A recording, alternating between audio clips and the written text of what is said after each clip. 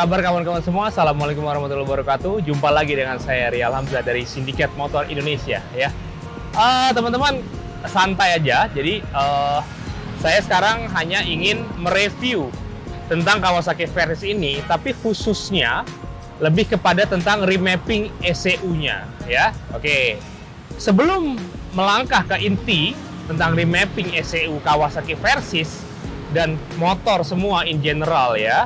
Motor ini adalah motor milik Om Dodi, berasal dari Lampung. Beliau sama sekali belum pernah ke sini, belum pernah ke Sindikat Motor ya, tapi sudah selalu membeli online untuk motor-motor sebelumnya. Salah satunya adalah CB 150X.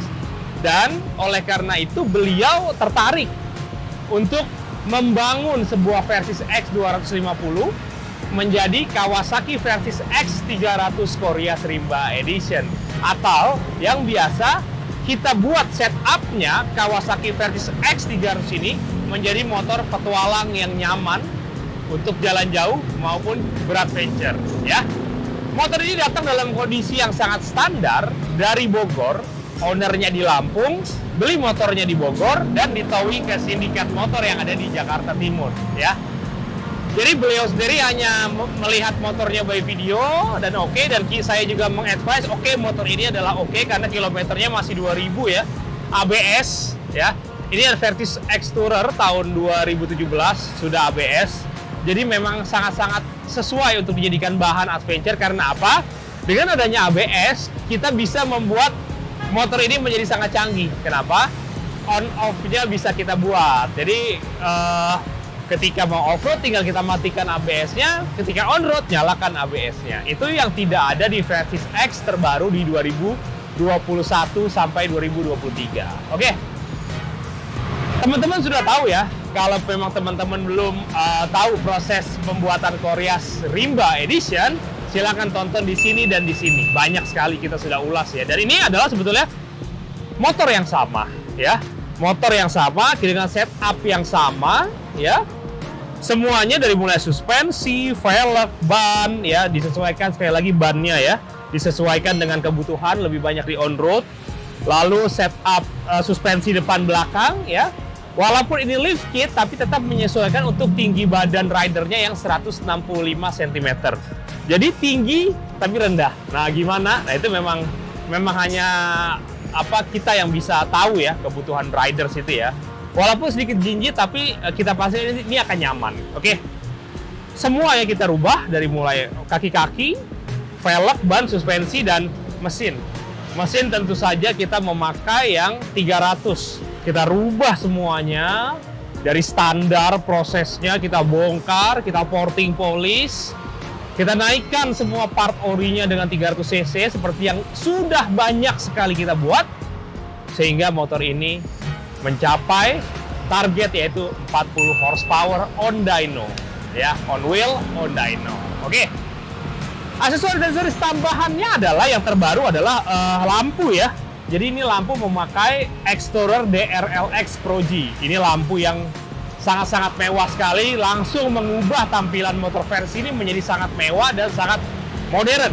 Tentu saja sangat terang ketika malam hari, namun tidak menyilaukan. Itu keunggulannya. Selanjutnya adalah kita di sini memilih produk baru yang kita pasangkan adalah Racer Pivot Corias yang terbaru ya. Karena yang model lamanya sudah banyak sekali yang menyamakan, jadi kita rubah, kita membuat desain baru seperti ini ya. Ini kelebihannya Racer ini adalah untuk dia ada semacam adapternya. Kalau ketinggian bisa direndahkan, kalau kurang tinggi bisa ditinggikan. Adapternya ini adalah tambahan. Jadi total tingginya bertambah menjadi 6 cm. Yang sebelumnya hanya 5 cm saja. Oke? Ini adalah motornya secara keseluruhan. Tapi sekarang kita akan berfokus pada satu aspek, yaitu remapping ECU Kawasaki Versys X300 ini. Ya, jadi teman-teman gini, kan banyak sekali ya yang bagaimana proses remap ECU di Versys X ini ala Sindikat Motor.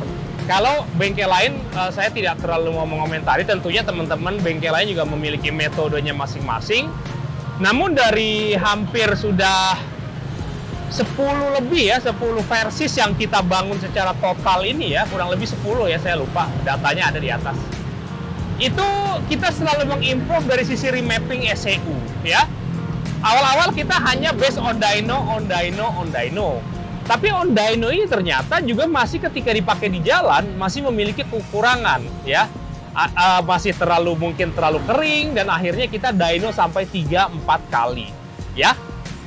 Selanjutnya adalah ternyata dengan seiring berjalannya waktu ya, kita lebih fokus untuk remapping ECU setelah dilakukan modifikasi. Karena modifikasinya banyak ya, porting polish dan ganti knalpot.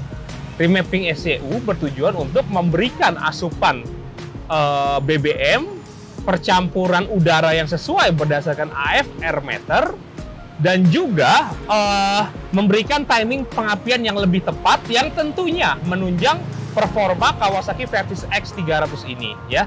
Jadi ketika setelah dilakukan modifikasi, kalau tidak di remapping ECU, disesuaikan lagi debit bahan bakar, pengapian, serta udara, maka motor ini tentu aja tidak akan lari atau tidak akan memberikan performance yang kita harapkan.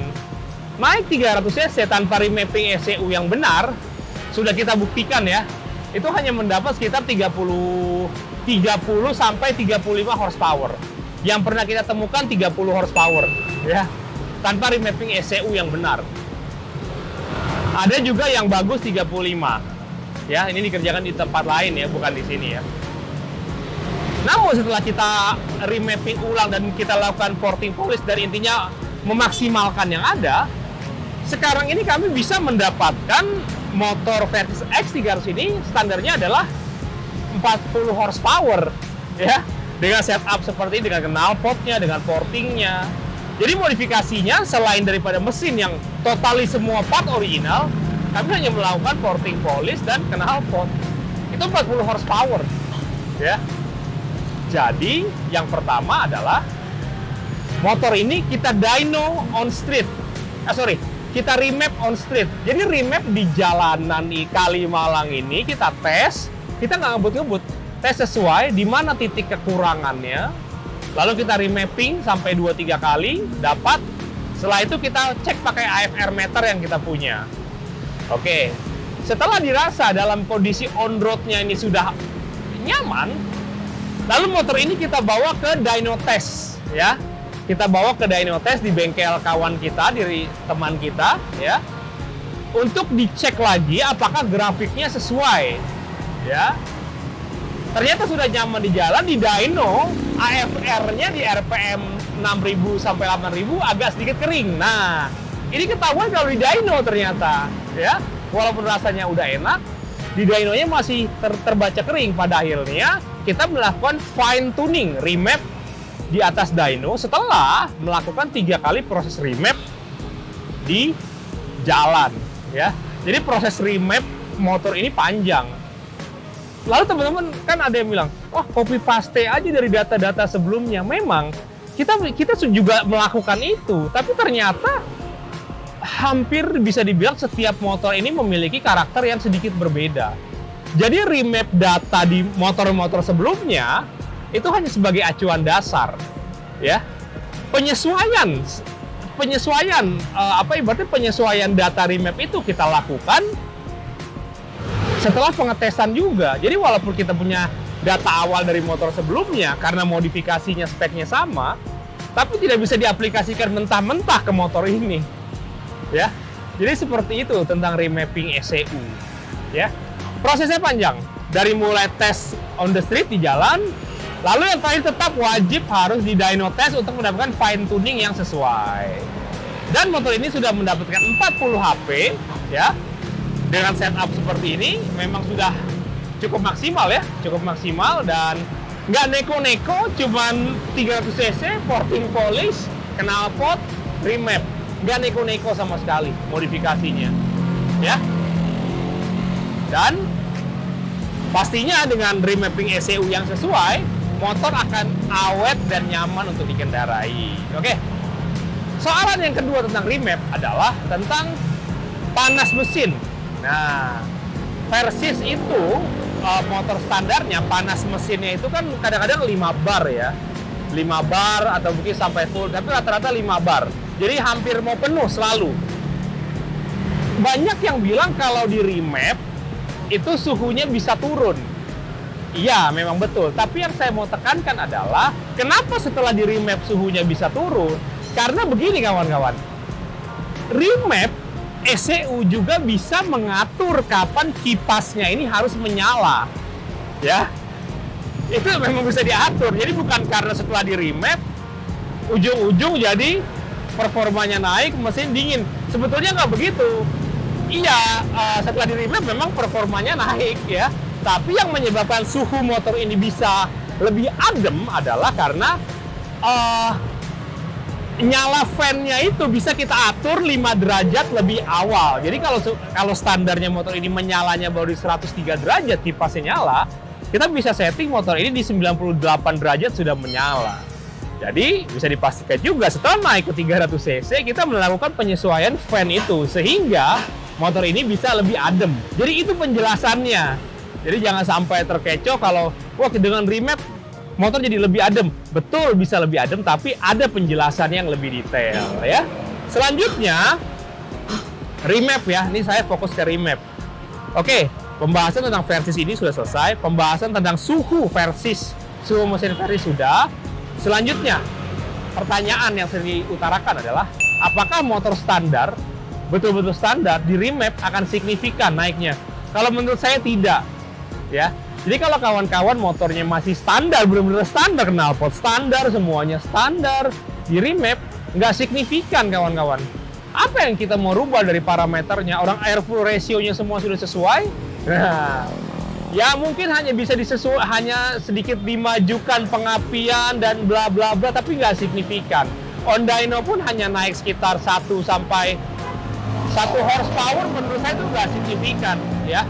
Jadi kalau teman-teman mau di remap ya pastikan harus mengerti karena remap ini pada dasarnya adalah menyesuaikan debit udara, pengapian, pengkabutan ya dan campuran BBM. Jadi kalau nggak ada output yang bisa membuat motor ini lebih kencang atau lebih besar ya nggak usah di remap gitu. Remap paling bisa hanya menurunkan suhu aja pada akhirnya. Menurunkan suhu yang tadinya 5 bar kalau dalam kondisi macet bisa jadi 4 bar, 3 bar. Karena apa? Dari settingan remap ECU bisa kita atur suhu motor ini lebih adem. Itu aja. Bisa nggak sih sampai dibikin lebih adem lagi? Ya bisa aja. Cuman ya tentu motor akan jadi lebih boros dan nggak optimal pembakarannya. Jadi seperti itu kawan-kawan ya. Penjelasan tentang modifikasi motornya sudah, tentang remapping ECU-nya sudah, dan saya membahas juga sedikit yang ditanyakan tentang remapping atau tentang versi X 250 yang sudah menjadi 300 ini secara keseluruhan ya. Kurang lebih seperti itu saja kawan-kawan penjelasan dari saya Rial Hamzah dari Sindikat Motor Indonesia. Kita terbuka ketika kawan-kawan ingin mengupgrade Kawasaki Versys-nya menjadi motor yang nyaman untuk dipakai adventure bahkan rally sekalipun ya, karena tim kami sudah membangun Versys X yang terbukti bisa dipakai dalam kejuaraan Rimba Raid 2023 di Malaysia dan 2022 ya dengan tanpa masalah yang berarti ya. Walaupun di 2023 terakhir motor saya sedikit nggak bisa finish karena mengalami aki tekor, tapi sebetulnya itu di luar masalah mesin ya kawan-kawan. Terima kasih atas waktunya mendengarkan penjelasan dari kami. Wassalamualaikum warahmatullahi wabarakatuh. Salam adventure.